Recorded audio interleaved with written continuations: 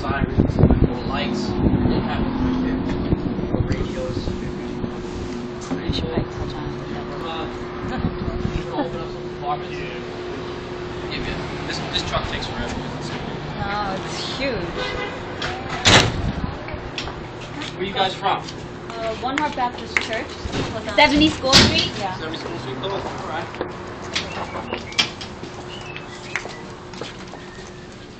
Watch your head as you come around. This smells a little bit because of gas, but we got all the stores. This truck is basically for forcible entry. You need to make entry into a door. Ventilation, any type of ventilation, smoke and heat and fire. If fire's traveling one way, we cut a hole in the roof, it'll go up and save the other half of the building. So that's what we use the saws to cut roofs. We got fans, all sorts of magic on the truck.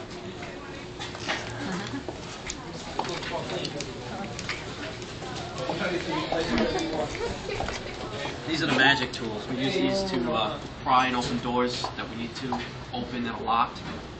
We can break windows with this. We could dismantle your whole house with this one. It'll take a while, but we can do it. But that's this is what we call a Halligan, and then of course it always comes with the axe. Firemen always have an axe.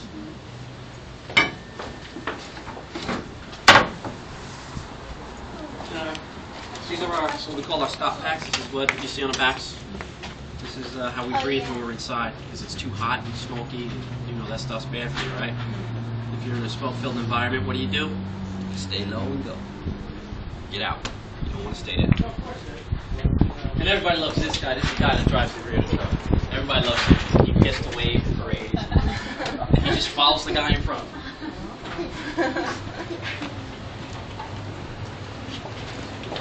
Of course, these are our boats. I'm sure you've seen all of us. They come in various sizes, all the way from 6 foot to 10 foot to 14 foot. But these are our hooks. They're a little dirty because we get busy from time to time. We can open up walls. We can open up ceilings. Sometimes wire gets trapped up in there, and we got to go get it. So that's when we use this one. And of course, this truck comes with an assortment of ladders, hook and ladder in the truck. We got all sorts of, from a 16-footer, 24-footer. This one here, it's 35 feet. Wow. We can set this up outside and reach the top of the building. No problem. Wow. Yeah, it's pretty cool. And then we'll come around this way. This is our fire police unit. We have traffic control and older members that'll take care of that. They're here for our maintenance and for barreling through the fire scene and taking us out. We don't want to get hurt either. This is just the other side of the hook and ladder. Whatever you saw on one side that I just showed you, it's all on this side as well. So you go on the other side of the truck. We also do water rescue. So this is our swift water rescue raft. So if you ever fall in the water, Bibles, mortgage at the beach or anywhere, we can come and get you. We'll throw you back in the boat, dry you off. This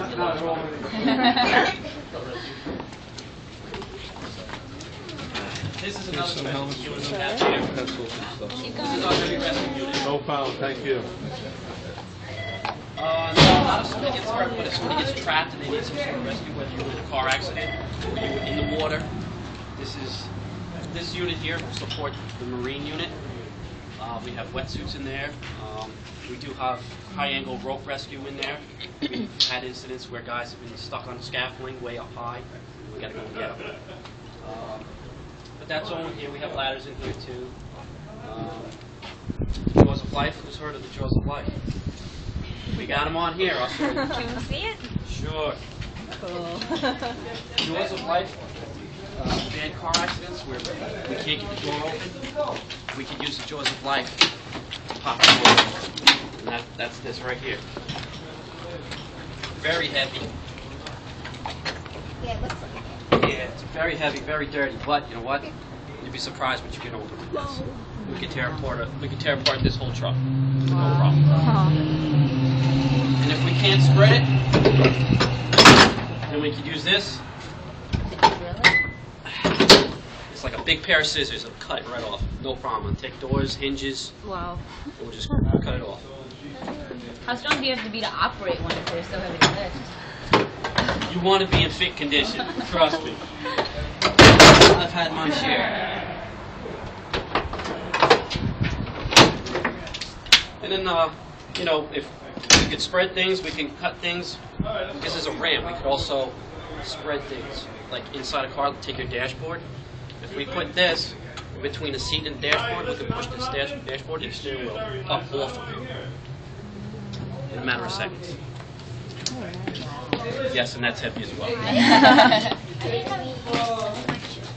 Oh yeah, we got ropes, extinguishers,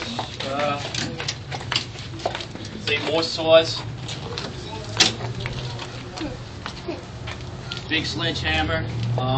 This truck also goes to other fire departments, what we call as a fast truck or a fast unit. What that is, when there's a big fire in another town, they'll call us, and we're there as a team in case any fireman goes down. It's our job to go in and get them for their safety.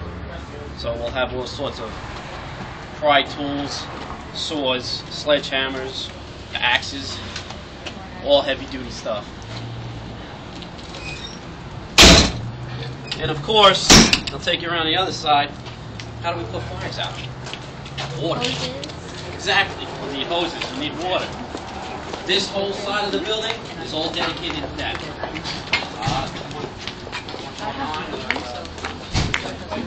And he has a sword. All right, we'll take it down. The white trucks carry foam as well as water, so if we have any fuel spill or there's certain types of fires that are hard to put out with water, we can use foam, which is stored on these white trucks, and that'll suppress the fire. And do you actually rescue cats? It is a good question. We have, but most of the time the cat will climb down before we get there. That's a very good question. We do get those. This is a fire engine. When I showed you the hook and ladder, that's considered a fire truck because it doesn't carry water. Oh. This carries water. All these trucks here, or engines, they all carry water and they pump water. This we hook up to a fire hydrant. So we hook up to a fire hydrant and have plenty of water, and the guys who are fighting fire inside will have all the time they need. Because otherwise, you only carry 500 gallons of water in the truck, they'll run out pretty fast, usually within 5 minutes. So we call these our supply lines, and we hook up to fire hydrants. And basically what we do is take a fire hydrant right to the fire. Cool. Okay. We'll show you this one. Yeah, all the fire engines all have hoses in the front, so we can hook up the fire hydrants as well as just watch the water. They do leak from time to time. They're not potty trained yet. Come around. This is the driver's seat. We call him the chauffeur or pump operator. Once again, you got gauges, you got lights, switches, radios. The drivers have a lot they need to know. But that's where this switch here, this engages from driving to the pump. So they flip that switch, and now they can rev the engine without it driving down the street on them and operate the pump. It looks confusing. It's really not. The basic concept is water in, water out. You get water into the truck through here or through the either side. You go anywhere. We can hook a big diameter yellow hose to any side of the truck and get water. And we push them out from here, here. Any one of these. This is what we call pre-connects or cross lays. It makes our job easier. We know we got 200 feet. This is 200 and this is 200. We also got an array of scene lights, which is all up here. Is that your siren too? Or? Oh, that's all inside the cab. Yeah, that's where we get to play a little bit. Yeah, it's always really loud. Then we have our nozzles. You know, this is what we hook onto the end of hoses. Feel that's pretty heavy. Got it? See how heavy that is? Yeah, it's pretty.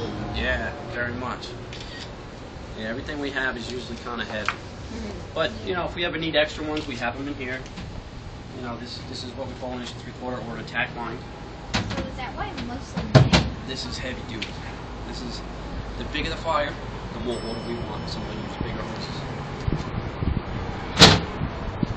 You have a question? Is that why, like, most women are not firemen? No, it's evolved. We have women in the fire department. As long as they can do the job, as long as the guy can do the job, you can join. You can be a member. Are you gonna join? One of them's a captain, just like us. One of them's a captain, just like us. She's in charge of 40 people. He's in charge of 40 people. I'm in charge of 40 people. We also have, like, say this says Seacliff hydrant adapter, because if we go to another town and they need us to hook up to a hydrant, their hydrants are different than ours. So we got to make sure we have the right adapters. So we have that one. We have one. This is a 4-inch, which we use. Our neighbor in town, Glenwood, uses 5-inch, so now we got to use this one. So for us to connect to them, we got to use an adapter. Interesting. And most of the engines we have scene lights. You always got to see at night. It gets very dark, especially if you got to cut power off to a house and then you got no lights inside. Everybody, close your eyes. That's exactly what we see when we walk into a burning building. Nothing. And you got to feel your way around. You ever walk around your house with your eyes closed, bump into something, trip over a toy? Yeah. I have. It hurts. Okay, here we got more bolt cutters, axes. We could, if we have lock gates that we need to get into, we could use these and cut the chain, we'll cut the lock, and then that'll get us in. We have speedy dry here. Sometimes at auto accidents we have fuel spill or oil, so we take speedy dry. It looks like kitty litter. You just spread it down on the ground. You know, it makes it less slippery for the cars. Oh. We don't want another accident.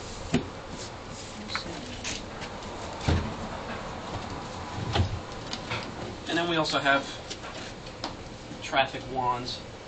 It does, yeah, it's pretty cool. It's like a sword, yeah. Those lightsabers. Yeah, pretty much. It's our toys, but we can direct traffic with this. Or if we're going into a neighborhood and we got to go around the corner, and the other guys coming behind us don't know where we are, we can put one of these out to mark a fire hydrant. Or, you know, hey guys, you know what? You got to make a right. Look for the flare. We call it the flare. Look for the flare. You know, and they'll see that. It's just an indication for us.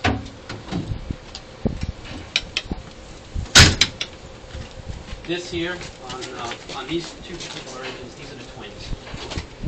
This is what we call our first dual compartment when we get off the truck. This is mainly one of the first compartments we go to. It's got our flashlights. It's got tools in here that we can take out locks. The doors are locked. Like lock. Yeah, like the lock on your house. You use the key to unlock it. If we slide this over it, we can slide this in there. This is sharp. It'll stay there. Whack it a couple of times with an axe. It'll stay on there, and then we use the Halligan, which I showed you earlier. One of these, stick it in there, pry it, and it pops right out. And now we can get into the house or store. Quite the weapon. Yeah, we have an arsenal and stuff here. Yeah. It's surprising it's not used that much. Really? Sometimes we just don't leave. People leave windows open, doors unlocked. One of our mottos is try before you pry. So you may not have to kick a door in, turn the knob, it's probably open. But it's so much cooler to kick down the door. That's the fun. This is all our hoses. Follow the yellow brick road. That's it. Sometimes you get into these areas, you get into some of the estates. You know, you're not sure where you're going, but this is what we hook up to the fire hydrant. So we have plenty of water. You know, you're far away, so we got to make sure we have enough of it. Right here, we have 900 feet. Wow. Yeah, so there's plenty of it. Oh. But this is our large diameter hose. This is what brings us water. Remember I said big fire, big water? That'd be this right here.